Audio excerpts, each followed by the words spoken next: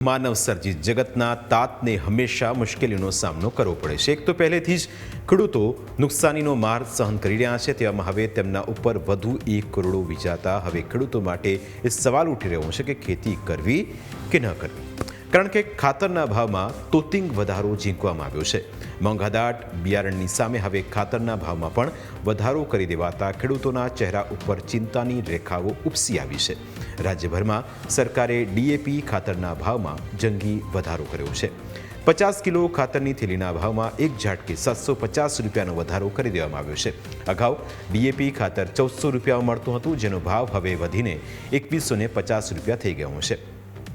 Ammonium sulphate ખાતરનો ભાવ વધારીને 1400 રૂપિયા કરી દેવાયો છે, જ્યારે એનપીકે ખાતરનો ભાવ વધારીને 2250 રૂપિયા કરી દેવાયો છે।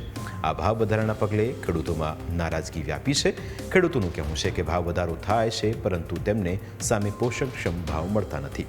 કપાસ, જીરું, એરંડો સહિતના પાકોમાં સરકાર દ્વારા અપૂરતા ભાવ અપાતા હોવાનો ખેડૂતોનો આક્ષેપ છે। ખેડૂતોનું કહેવું છે કે વર્તમાન સમયમાં ખાતરનો ભાવ વધારો કરાયો હોવા છતાં તેમને પૂરતું ખાતર મળતું નથી। અચાનક 700 થી 800 રૂપિયા એક બેગે ભાવ વધારો રાજ્ય સરકાર દ્વારા જે કરવામાં આવ્યો છે, આવા નિર્ણયથી ખેડૂતોને બહુ મોટું નુકસાન છે। અમથા બિયારણ મોંઘાઈ થયા છે, તો અત્યારે વધારાના જે આ ખાતરના ભાવ જે વધારવામાં આવ્યા છે, તો અમે એનો સખત વિરોધ કરીએ છીએ। આવા નિર્ણયથી ખેડૂતોને બહુ મોટું નુકસાન છે। એની જગ્યાએ ખેડૂતોના પાકની અંદર ભાવ વધારવા જોઈએ। કપાસની અંદર 1400ની જગ્યાએ 2100 રૂપિયા થવા જોઈએ। જીરાની અંદર ભાવ વધવા જોઈએ। તો અન્ય એરડા છે, આવા બધા પાકની અંદર સરકારને પણ પોતાનું ધ્યાન આપી અને ખેડૂતનું હિત ઈચ્છવું જોઈએ।